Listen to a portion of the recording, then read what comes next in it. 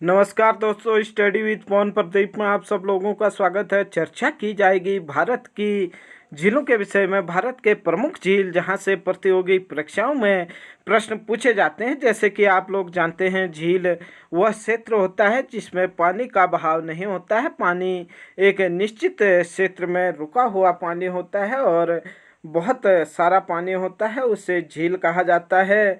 भारत में अनेक झीलें हैं जिस पर हम चर्चा करेंगे। जो महत्वपूर्ण झीलें हैं, झीलें कई प्रकार की होती हैं, जैसे कि मीठे पानी की झीलें। मीठे पानी की झीलें कहने का मतलब ये नहीं है कि शरबत वाली झीलें। मीठे पानी का कहने का मतलब है कि जिस पानी को हम पीते हैं उसे मीठा पानी कहते हैं, या नहीं, पीने योग्य पानी को मीठे पानी की झील कहते हैं। जबकि हिमानी झीलें हिमनदों से जब खड्ग होते हैं उन पर पानी जम जाता है और पानी का रूप ले लेता है, तो इसे हिमानी निर्मित झीलें कहा जाता है। खारे पानी की झीलें सागर तट या अन्यत्र स्थानों पर जब पानी नमकीन होता है, लवणीय होता है, तो उसे खारे पानी की झीलें कहा जाता है। उसके बाद ज्वालामुखी झीलें। ज्वालामुखी उद्गार से जब किसी क्षेत्र में झीलों का निर्माण हो जाता है तो उसे ज्वालामुखी झीलें कहा जाता है। वायु निर्मित झीलें।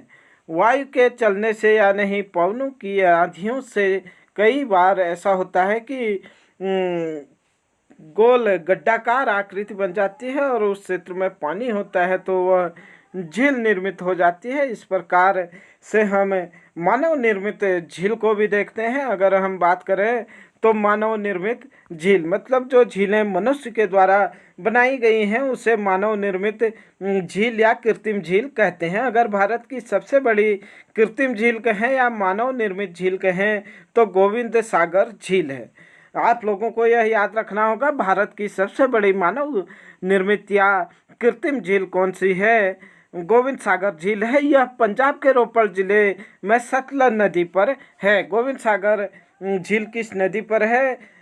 सतलज नदी पर है। और इसके विषय में अगर हम चर्चा करें तो यह भांगड़ा नागल बांध से निर्मित हुई है। प्रश्न पूछा जाएगा कि गोविंद सागर झील किस बांध में निर्मित है या किस बांध से निर्मित हुआ है, तो हम कह सकते हैं भांगड़ा नागल बांध। ये तो थे कुछ झीलों के प्रमुख प्रकार। आइए जानते हैं, चर्चा करते हैं हम कि किस प्रकार से यहाँ पर भारत के प्रमुख झीलें हैं। कौन कौन से झीलें आपको परीक्षा के लिए याद रखने ही होंगे। लद्दाख भारत के उत्तरी क्षेत्र में है। दो प्रमुख झीलें यहाँ पर हैं, पेंगोंग त्सो झील और त्सो मोरारी झील। आप लोगों को याद रखना होगा, पेंगोंग झील लद्दाख, मोरारी झील लद्दाख। उसके बाद हिमाचल प्रदेश का क्षेत्र आता है। हिमाचल प्रदेश में आप लोगों को 4 झीलें याद रखनी होंगी, जिसमें से आप लोग देख पा रहे होंगे सूरज ताल, चंद्र ताल, नाको झील,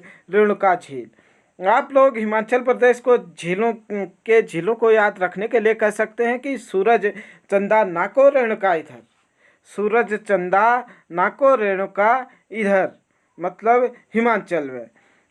सूरज से सूरज ताल, चंदा से चंद्र ताल, नाको से नाको झील और रेणुका से रेणुका झील इधर। आप लोगों को सेलेक्ट रखना पड़ेगा। आगे देखें उत्तराखंड के कुछ प्रमुख झीलों के विषय में। उत्तराखंड में 7 ताल है। 7 अलग अलग तालों के समूह को 7 ताल कहा जाता है। भीमताल है। भीमताल उत्तराखंड के कुमाऊं मंडल का सबसे बड़ा ताल है।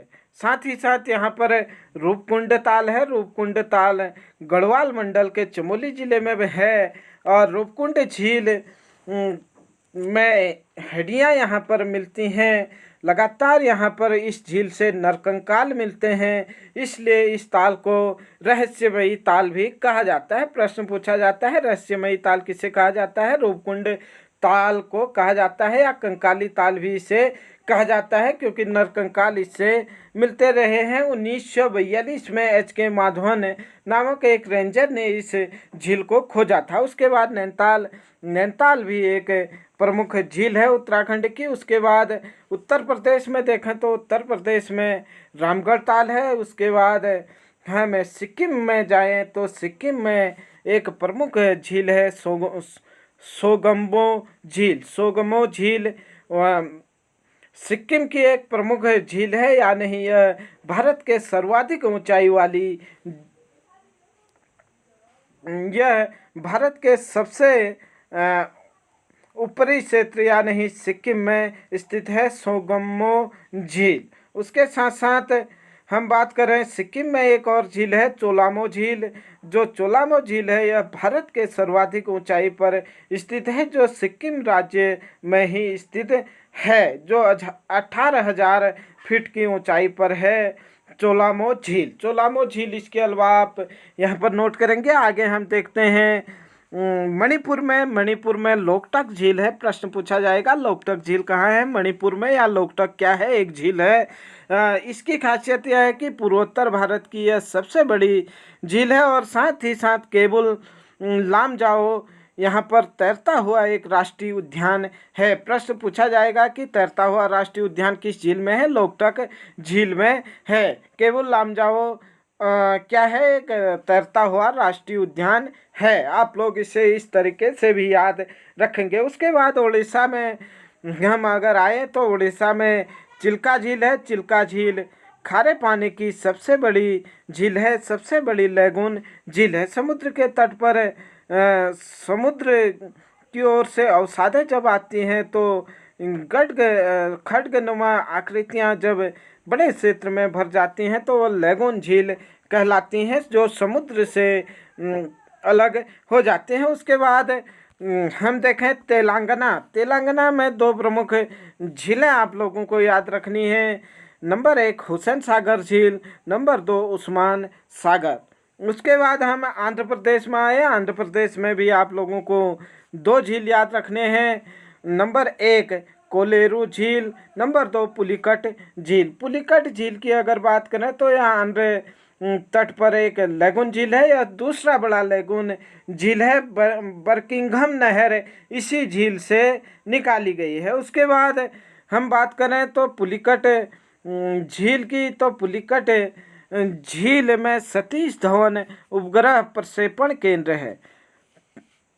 प्रश्न पूछा जाएगा कि सतीश धवन उपग्रह प्रक्षेपण केंद्र कहाँ है? आंध्र प्रदेश में है।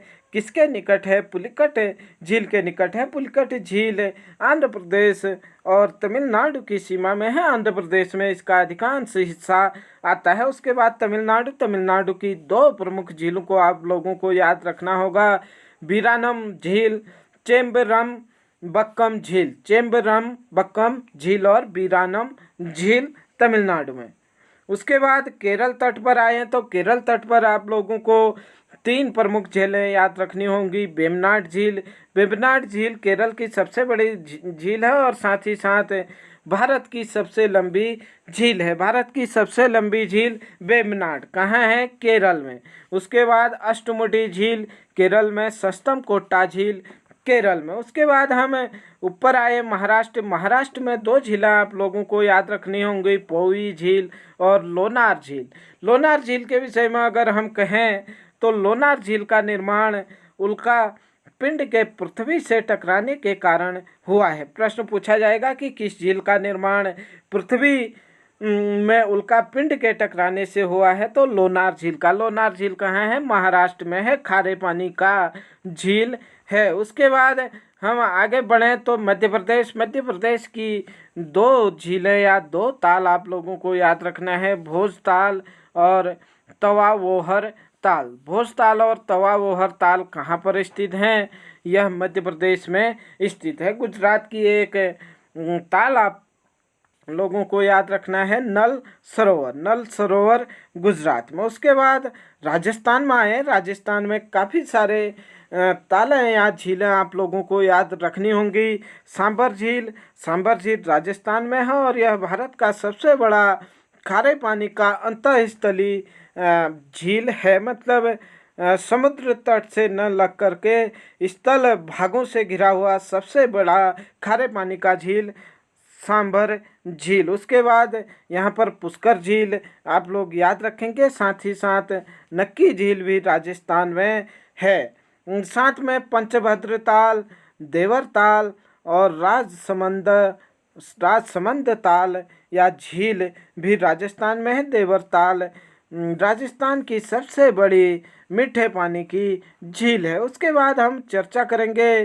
जम्मू कश्मीर के कुछ प्रमुख झीलों के विषय में। बुलर झील यह भारत की सबसे बड़ी मीठे पानी की झील है। उसके बाद डल झील, यह भी एक महत्वपूर्ण झील है। जानसर झील, यह भी जम्मू कश्मीर में है। और साथ में आप लोग अनंतनाग, वेरीनाग, शेषनाग, मतलब नाग जिनके पीछे लगे हैं वह झीलें कहाँ हैं? जम्मू कश्मीर में है। ये देखें कुछ और महत्वपूर्ण तथ्य जो इन झीलों से पूछे जाते हैं, आप लोग फिर से एक बार देखेंगे। आइए देखें। बुलर झील मीठे पानी की सबसे बड़ी झील है। यह भारत की। डल झील को श्रीनगर का गहना कहा जाता है।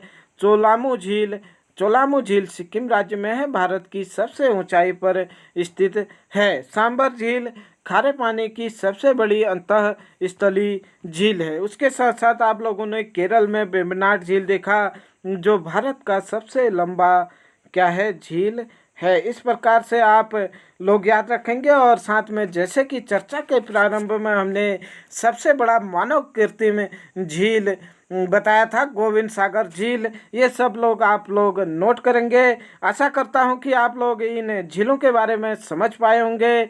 मिलते हैं जल्द ही एक और बेहतरीन चर्चा के साथ। तब तक के लिए आप हमारे साथ यूं ही बने रहें। जय हिंद, जय भारत।